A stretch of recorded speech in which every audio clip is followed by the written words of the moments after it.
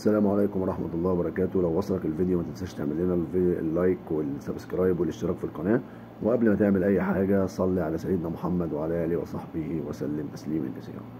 النهارده الأهلي تعادل 0-0 مع كابتن علاء عبد العالي اللي بدأ الدوري يلعب 3 ماتشات خلصوا 0-0، والنهارده الأهلي خلص 0-0، لا سجل ولا دخل فيه جوان. يعني الراجل بيلعب بمبدأ ما فيش جوان هتخش ومش هجيب جوان ومش هلعب كورة أصلا.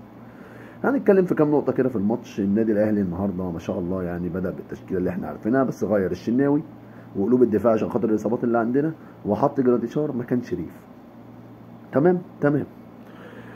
أنا دلوقتي كفريق كبير قدامي فريق بيلعب متكتل في قلب ال 18 بتاعته. أنت الفريق اللي قدامك بيلعب متكتل بقلب ال 18 بتاعته، تعمل إيه يا باشا؟ تبقى عندك حل التسديد. اتفرجنا على برشلونة وليفانتي يوم السبت اللي فات. هانز فليك لما نزل الشوط الثاني وليفانتي مقفله له الملعب، اول حل برشلونه جاب منه جون بدري يسدد من بره. يا جماعه المفروض يبقى عندي ناس بتبقى تحل من بره، التسديد من بره. يعني خلاص الفرقه قافله في ال 18، بتلعب زون، بتلعب جوه ال 18 بتاعتها حرفيا.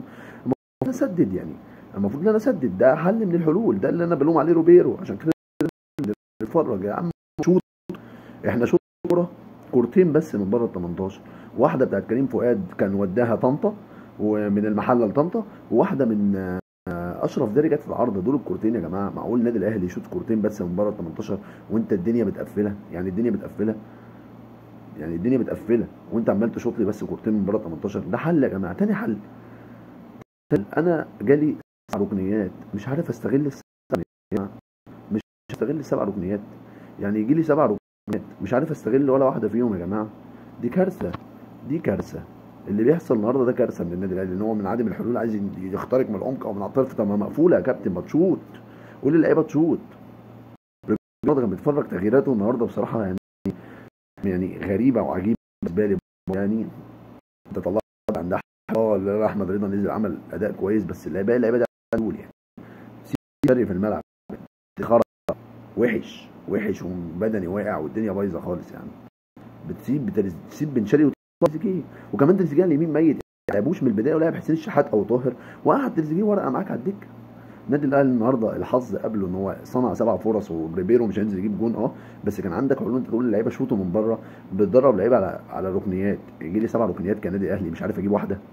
النادي الاهلي مش عارف يجيب ركنيه. يا جماعه انتوا بتهزروا، اقسم بالله بتهزروا. لما الاهلي مش عارف يجيب ركنيه دي كارثه، كارثه اقسم بالله. دي كارثه. لما النادي الاهلي مش عارف يجيب كورنر دي كارثه. 7 ركنيات مش عارف استغلها، ومش عارف ان انا عندي حلول من بره 18 اشوط مش عارف اعمل كده، دي كارثه. النهارده انت الحل اللي هو عايزه وهو واقف لك زون ديفنس وانت عايز تخترق، والله ما انت مخترق. طب ما تشوط من بره يا عم. النهارده علاء عبد العال لعب الجيم بتاعه، العب زون ديفنس، هقف ورا مش هخليك تعدي. ولا حلول. جالك انفراد لزيزو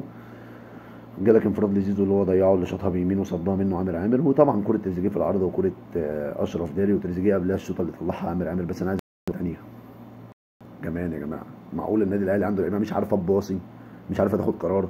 يعني جراديشار عمل تحركات عبقريه، او اللي هو بينزل قلب الملعب تحت وبيستلم وبيفضي وراه اللعيبه تخش زي تريزيجيه. انا موافق، جميل. باص يا حبيبي، عدل يا بابا، باص يا عدل يا بابا، خد قرار صح. انت والاخ كريم ده انتوا غلطونا. والاخ عمر كمال اللي نسي الكوره، عمر كمال ده الكوره يا جماعه. محمد هاني رحمه بالنسبه لي عن عمر كمال. يعني بصراحه الاهلي النهارده غلطنا كلنا، غلطنا. ما شفتش لبيرو بصراحه. يعني الاثنين اللي جولك فرصتين اللي انت تعمل شوط من بره 18 ما عملتهاش، غير واحده في الدقيقه 90 لاشرف داري اللي جت في العارضه، وواحده لكريم فؤاد شاطها وداها من المحله لطنطا. بس ما شطناش من بره 18 تاني. ويجي لي 7 ركنيات مش عارف استغل ولا ركنيه، ومصمم العب كوره عاليه في ظهر الزون ديفنس واللعيبه مش عارفه تستلم. انا مش عارف استلم.